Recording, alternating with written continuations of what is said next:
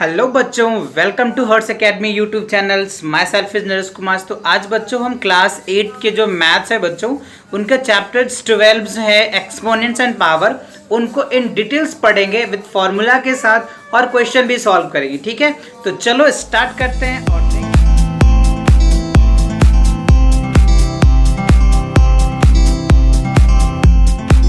बच्चों राइट, तो देखो एक्सपोनेंट्स और पावर, एक्सपोनेंट पावर नेम्स क्यों दिया है बच्चों चैप्टर्स का, वो ये रीजन होता है कि किसी के पावर्स होता है ना, हम उनको बोलते हैं। लाइट देख लेते हैं। जैसे मान लो कह रहे हैं, हमने कॉन्सेप्ट लिख रखा है A is a non zero rational number.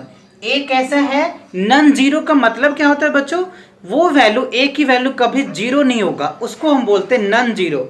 Okay, and N is the positive integer, then क्या होगा राइट जैसे देखो ए टू द पावर हमने लिखा एम, तो A to the power A into A इस तरह से चलता रहेगा। इसको हम लोग क्या बोल देते हैं? N times. ठीक है, या फिर अगर आप देखते होंगे एक का, जैसे मान लो 2 का पावर अगर हमने 2 लिख दिया, इसका मतलब क्या होता है? तो ये जो होता है बच्चों, इसको हम लोग बेस बोलते हैं। क्या बोलते हैं? बेस। और इसको पावर बोलते हैं। ठीक है, पावर बोल दो या आप एक्सपोनेंट्स बोल दो राइट, या इंडिसेस भी आप इनको बोल सकते हैं राइट। तो ये होता है, ये पावर जितने बार होता है उतने टाइम्स हम लिखते हैं इनको। ठीक है, क्लियर हुआ? चलो अब देखो एक इसका आइडेंटिटीज दूसरा, ए टू द पावर अगर माइनस एन होता है, यानी base to the power minus N होगा, तो इनको पॉजिटिव बनाने के लिए क्या करते हैं? 1/n। लाइक दैट अगर हम इसको इक्वेशन को देख लें, जैसे देख लो आपको दिया हुआ है -2 है ना बच्चों, क्या दिया है? 2 का पावर -2, तो आप इनको ऐसे भी लिख सकते हैं 1/2 का पावर 2।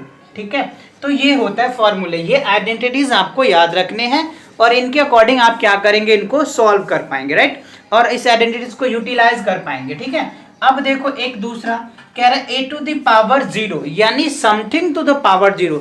बेस के पावर अगर 0 आता है तो इसकी वैल्यू 1 आएगा, या कोई भी डिजिट हो जाओ।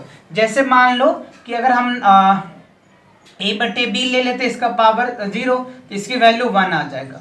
या मान लो कि आपके पास दे रखा है 9/10 और इसका पावर है 0, तो पर भी 1 आएगा। मतलब ये हुआ कि something to the power 0 is 1। ठीक है, किसी का पावर अगर 0 आ जाता है तो क्या होगा? उसकी वैल्यू 1 आ जाएगा। तो हैव अ क्लियर ना, ये आ गया समझ में?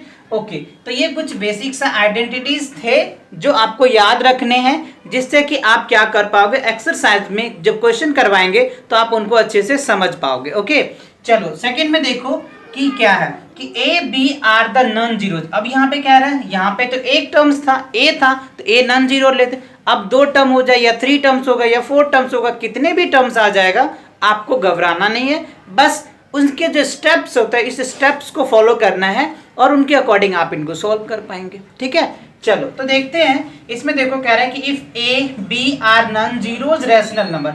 अच्छा बच्चों, ये बार बार रैशनल नंबर आता है। रैशनल नंबर क्या होता है बच्चों? यानी those number which is written by p by q, ठीक है, where q does not equals to 0 are called rational number होता है। ये चीज क्लियर है आपको? ओके, अब देखो, और इसके पावर क्या है? m और n आ जाएगा। यानी कहने के मतलब बच्चों देखो a और b ये हो जाएगा, और टू दी पावर क्या लिख देंगे हम?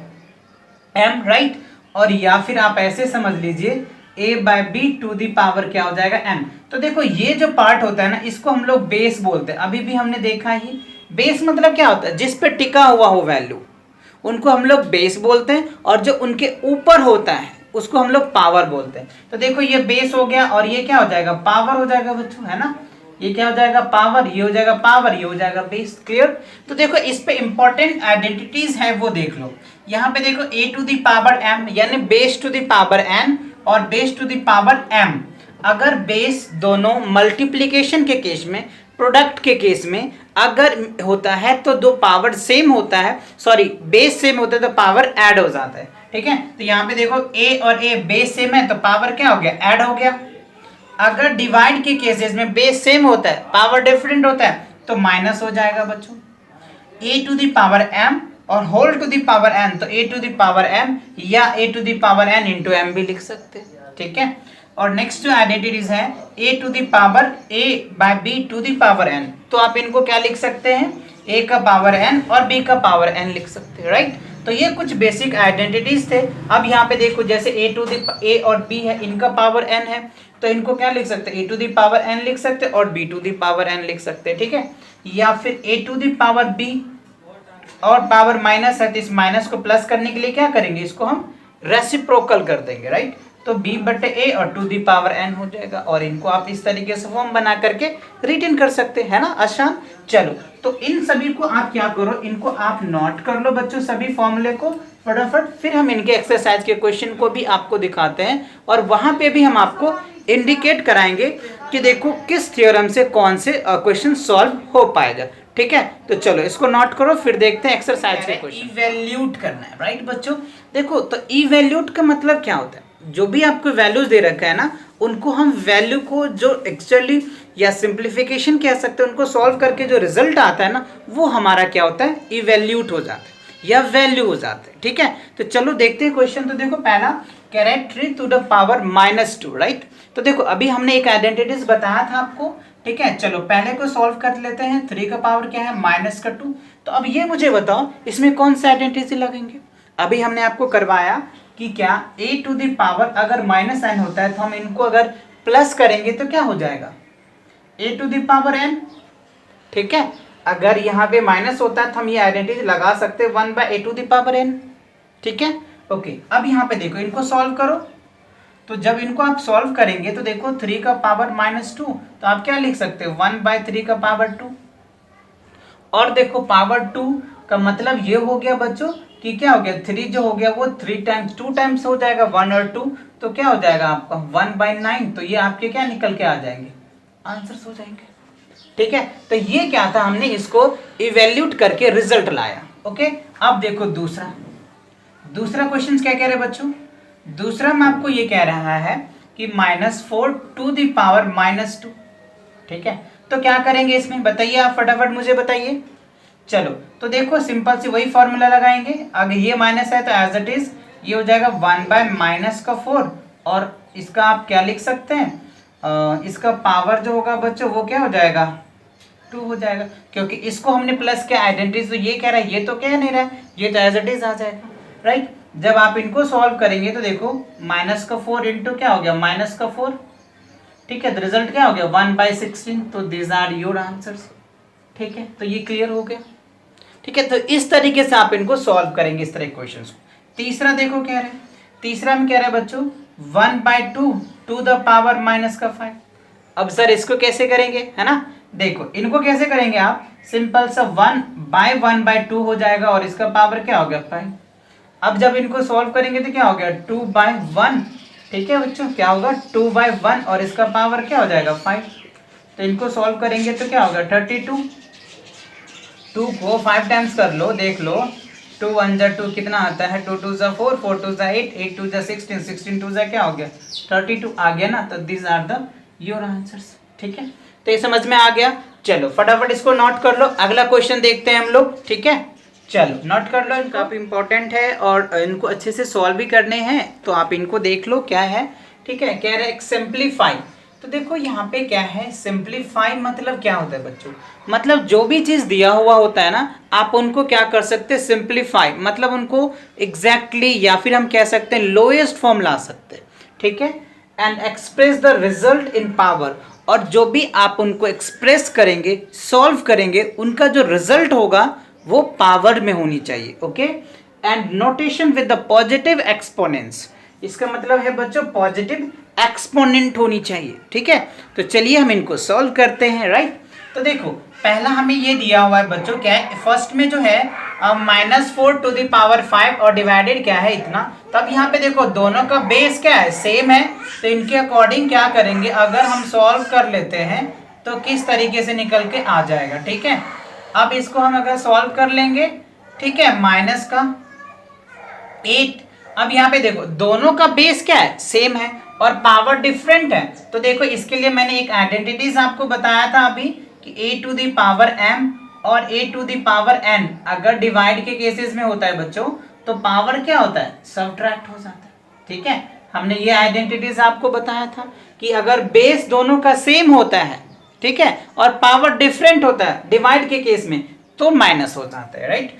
चलो तो इनको अगर आप सॉल्व करेंगे तो देखो बेस क्या है माइनस का 4 और आपको क्या हो जाएगा m माइनस एन हो जाएगा बच्चों, राइट। तो यहाँ पे क्या हो जाएगा, इनको सॉल्व करेंगे तो 5 माइनस क्या हो जाएगा 8, तो रिजल्ट क्या हो गया -4 का पावर क्या होगा बच्चों माइनस का 3।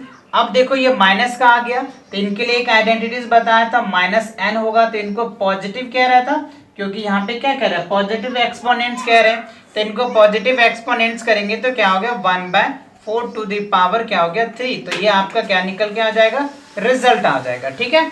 क्योंकि यहाँ पे इस क्वेश्चन में 3 बातें कह रहे हैं। पहला कह रहा है कि सिंप्लीफाई करो, ओके।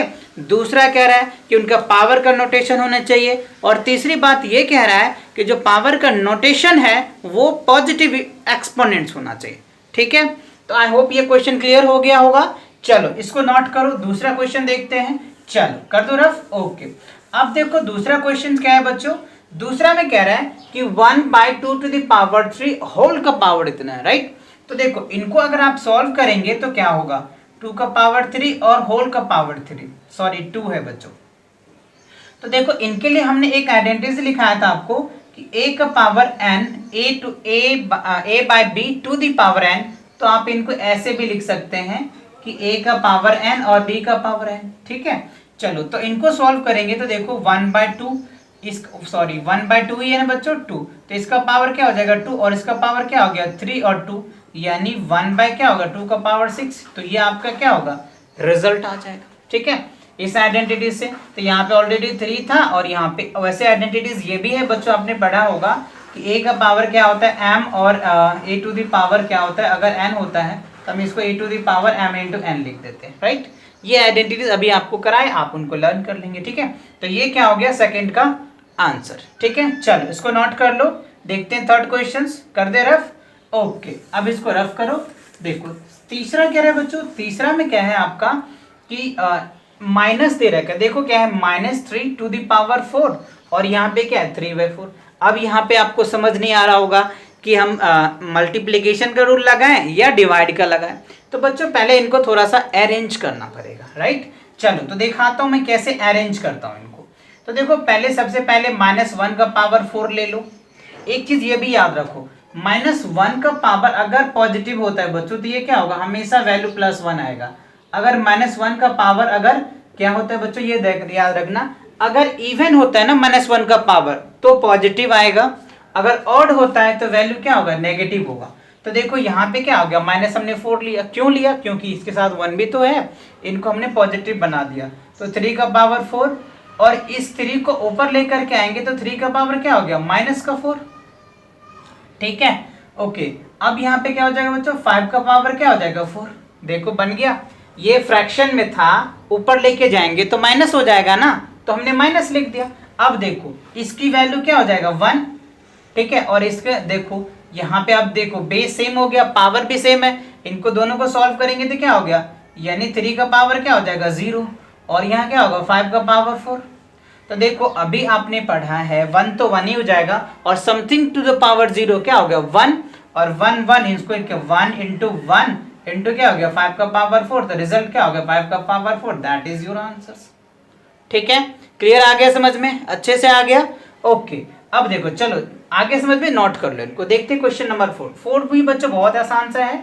आप यहाँ पे डिवाइड रूल लगाएंगे, ठीक है।